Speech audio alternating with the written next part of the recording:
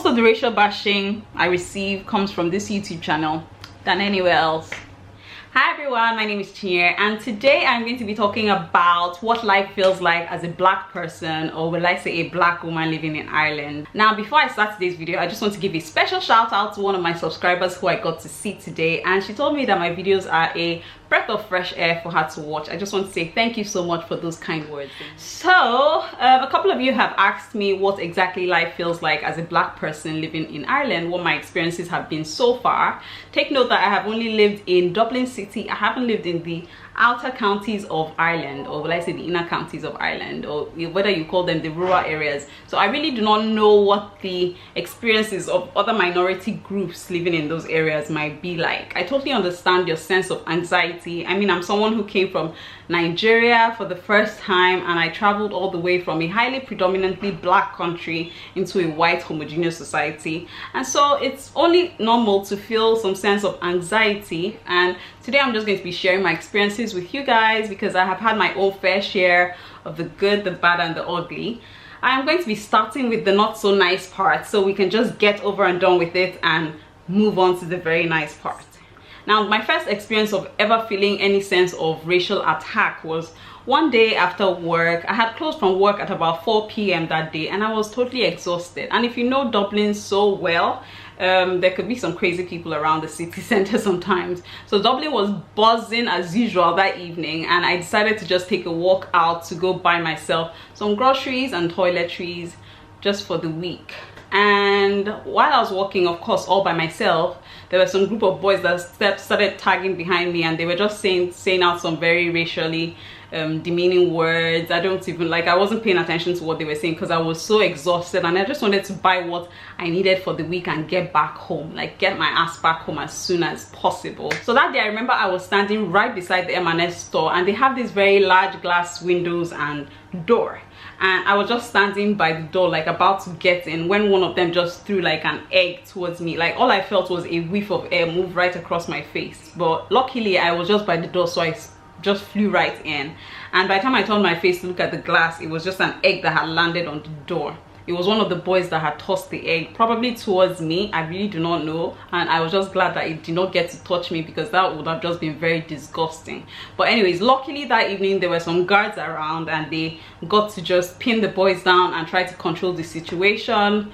But that was just one thing that happened one time. One other episode when I got to feel discriminated was on a job I got to secure in the country, and I'm not going to mention if it was my second job or my fourth job, but I was actually enjoying this job up until some point when I got to notice that, okay, I was the only black person in this unit, and I was actually putting in the best that I could into this job. But there was a particular lady, she probably didn't even know that she was being racist to me, but every time she comes into the department, okay, so I believe she had the power to give me a chance to progress in this job, but for some reason, no matter how hard I tried to put in my best to show that I was interested to progress in this job, this lady just almost seemed like she was sitting down on my file.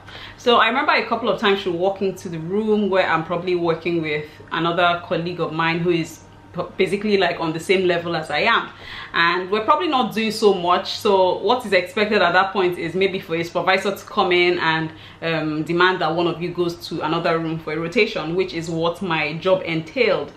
But every time she walked into the room and I was in the room with someone else or a group of people, she'll probably walk into the room and be like, so who exactly is interested in being rotated today? And if the other people are like, no, they're not interested, and of course I'm standing right there like, excuse me, I'm available, she'll just look over my head and just walk out of the room and be like, okay, there's nobody here who is like available today. And it happened a couple of times, like to say but the least. And honestly, at some point I started feeling so degraded and so dejected. Honestly, it took a toll on my emotions for a very, very long time.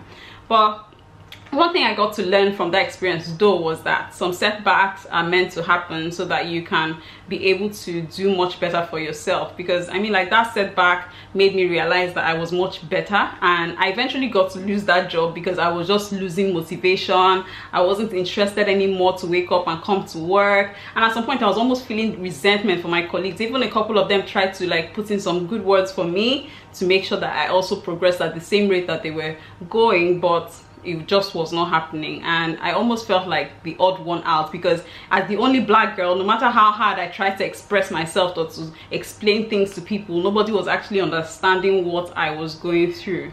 So right now I'm in a different and better job, and I feel more inclusive in the happenings around me. Anyways, it's just something that happened to me in the past, and I have learned a lot from. Well, I'm going to be talking about my skin. I have been blessed to work in Ireland, and I am so grateful for the opportunity, because it gives me a chance to go and interact with the locals and learn more about the people.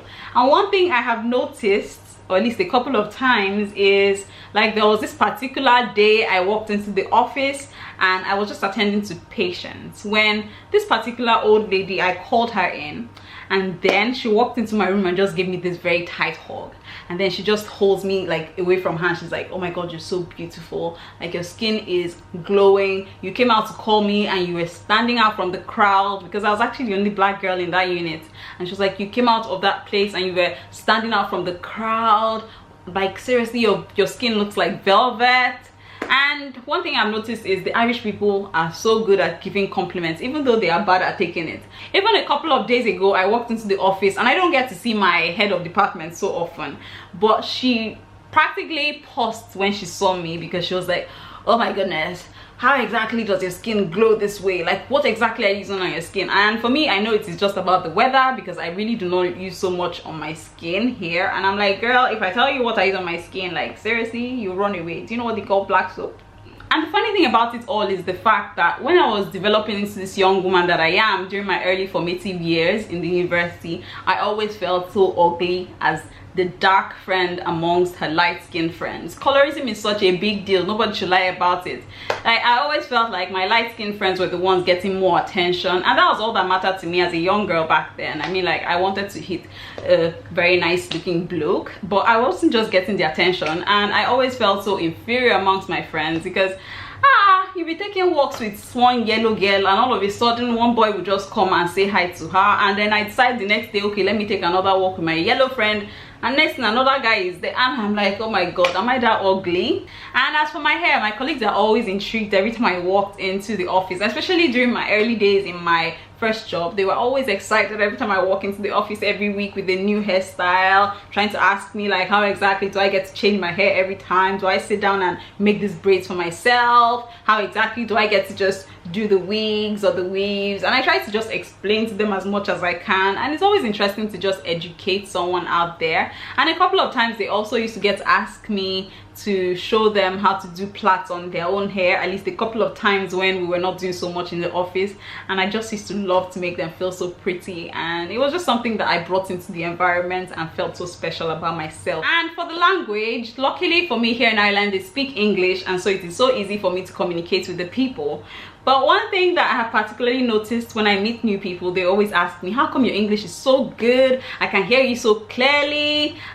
Do you have an American accent? Where did you pick up this American accent from? Where are you from? And I'm like, I'm Nigerian. I'm such a Nigerian girl. This accent that you hear right here is the one that I probably picked from watching lots of American movies as a child, but I have never even crossed American border before. I can actually switch from this accent that you hear to my very Nigerian accent, and a couple of times they'll be like, okay, try and talk the way Nigerians talk, and then I try to do it for them, and they're like, oh really? So you guys pick your words? And I'm like, well, not really, at least you can hear me very clearly, and I have to learn to like speak in a way that at least we'll be able to communicate properly, and we don't get to spend so much time trying to understand ourselves. So contrary to what I thought before I came into Ireland, my race has never been a hindering factor to securing a good job, and that I am highly appreciative of.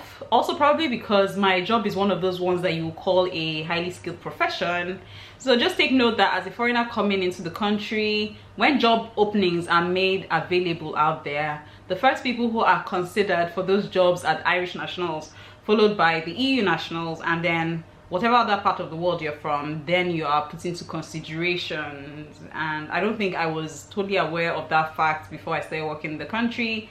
It can be quite limiting, but at the end of the day, it doesn't mean that you're not going to be able to get a good job for yourself if you have the right credentials. So to summarize this video before I go way out of line, my positive experiences have so far outweighed my negative experiences.